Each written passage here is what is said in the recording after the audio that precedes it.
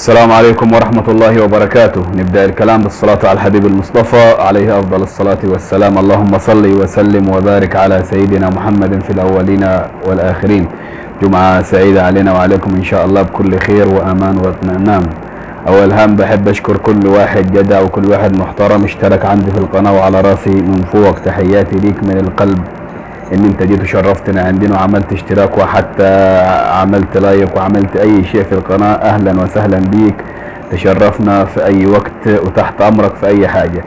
النهاردة بنتكلم، انا بتكلم يا شباب لما دخلت فيديوهات وبتكلم على السودان ومصر والاجراءات اللي بيعملوها في اللايفات على منصة التيك توك او منصة كواي. انا مش بتكلم، مش متحيز مع حد. اول هم انا مش متحيز مع حد ولا ليه دخليات في حاجة ولا ليه هدف في حاجة.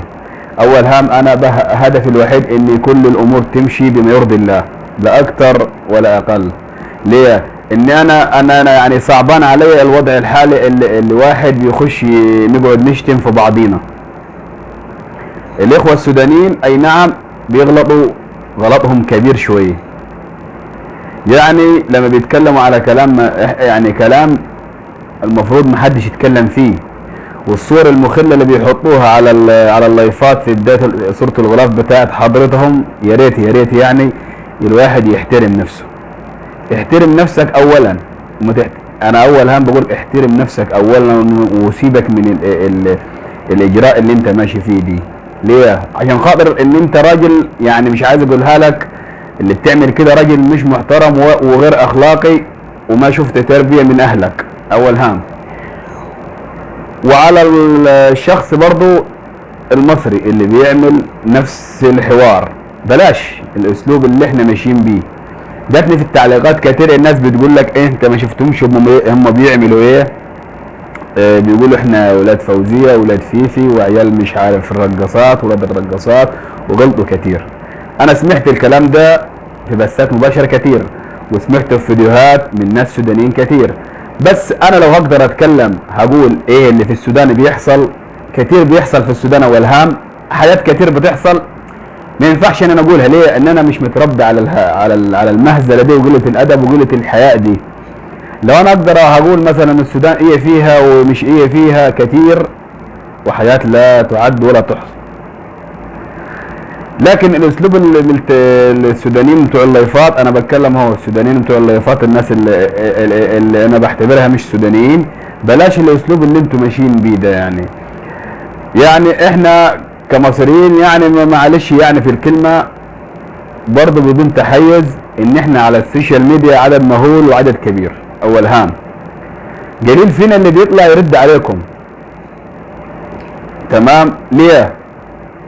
ان انا مش هطلع ارد. انا راجل مثلا محترم، مش هطلع ارد على السخريه اللي انت ماشيين بيها ولا الالفاظ اللي انت بتقولوها. انا والله العظيم بتوع اللايف بتاع السودان اقسم بالله ساعات ما بفهم بيقولوا ايه.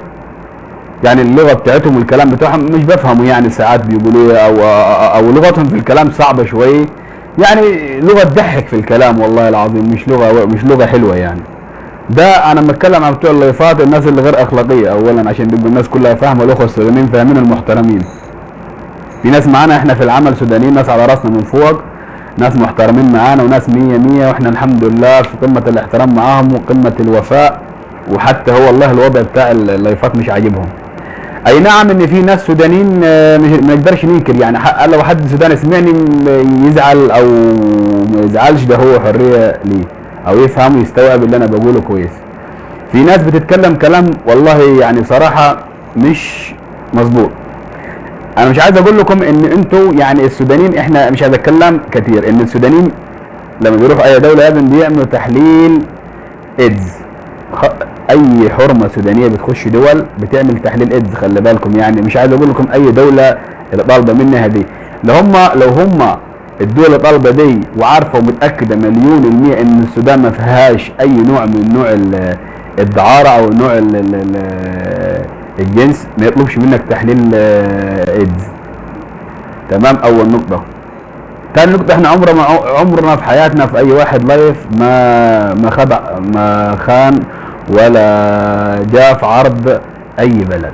ليه؟ ان احنا متربينا والهام، احنا متربين وعارفين بنقول ايه وثقافتنا الحمد لله كبيرة. انا راجل اقل واحد في الثقافة، يعني اقل واحد في الثقافة واقل واحد في العلم، بس بشوف قدام عيني وعارف.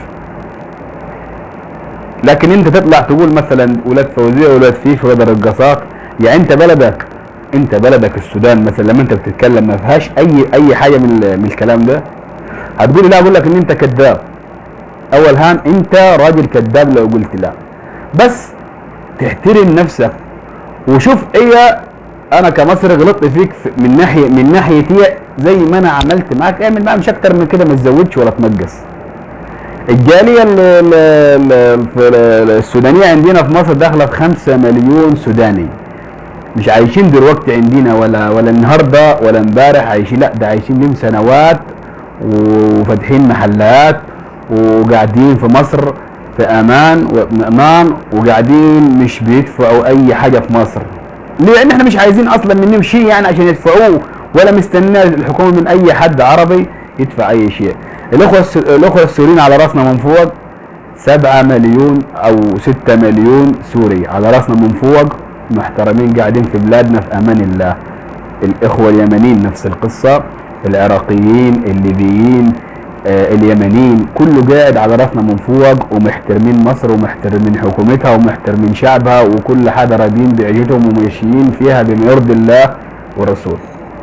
تجي انت من فتره او من ساعه هو بدات سد النهضه وحكايات سد النهضه، طيب قعدت تقول اثيوبيا اخت بلادي كتير، واثيوبيا احنا ما نسيبهاش، احنا مالناش دخل بمصر، احنا لنا دخل باثيوبيا، هي الاقرب لينا وهي الانسب لينا، والسد اللي يتبنى هيعم خير على مين؟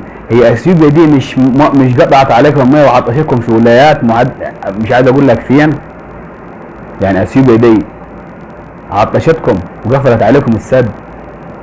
هتقولي لا، اقول لك ان انت كذاب وما تعرفش حاجه. ليه؟ ابحث وشوف. تمام؟ اثيوبيا اخت بلادك يا عم، الله يسهلنا ويسهل لك باثيوبيا، تشيل انتوا التنين شيلوه مع الف سلامه، بس مصر معروفه وهتظل هي السياده الوحيده في افريقيا، مش قدامك انت، ده قدام العالم كلها. يعني اي حاجه في افريقيا تحصل لازم مصر هي رقم واحد، لازم هي اللي تبدا الكلام وهي تتكلم وهي اللي تقول الراي.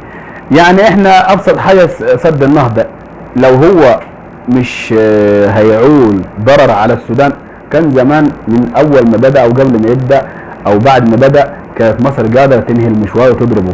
انتوا هتغربوا، يعني نفكر نفسكم احنا لو احنا مصر مثلا بدولتها بجيشها برئيسها بحكومتها مش قادره انها تمحي سد النهضه ده من اساسه، قادره، بس والله خايفين على السودانيين، هتبقى كم تراب. انتوا قبل كده مش عارف في سد عندكم النهار، مساعدات جات لكم من مصر الحمد لله ومن دول عربيه. شوف يعني اقرب الناس احنا بنودي ليك، اقرب الناس في الحاجات اللي بتحصل الكوارث احنا مصر بتودي الحمد لله والشكر لله. مش شكرانيه في مصر ولا في الحكومه ولا الحكومه المصريه، لا ده اساس ماشيين بيه، مبدا وتقاليد مش بنغيرها. لما حصلت في سوريا الانهيار والزلزال، مين ودى اول ناس اخترقت الغلاف الجوي اللي كانت عاملاه امريكي؟ مين راح؟ مصر. ودت مش ودت في مناطق قريبه، لا ودت في المناطق المتضرره نفسها في سوريا. ربنا يعيننا ويعين كل الدول العربيه. نتمنى من كل واحد سوداني راجل محترم شاف واحد ابن بلده بيتكلم يغلط يقول له اسكت. وانا من ناحيتي بشوف الكلام ده برضه من ناحيه اي واحد مصري يشوف واحد مصري بيغلط يقول له خلاص وسيب الامور تمشي زي ما ربنا عايز، ونقول كل واحد يبص لدولته ويقول ربنا يصلح حالها ويفك الازمات ويصلح ان شاء الله من يولي اي دوله. خلاص، لا تنسونا في اشتراككم في القناه، ومعلش لو غلطنا في اي كلمه مع اي حد. في امان الله وحفظه. لا تنسونا في اشتراككم في القناه ودعم القناه. في امان الله وحفظه.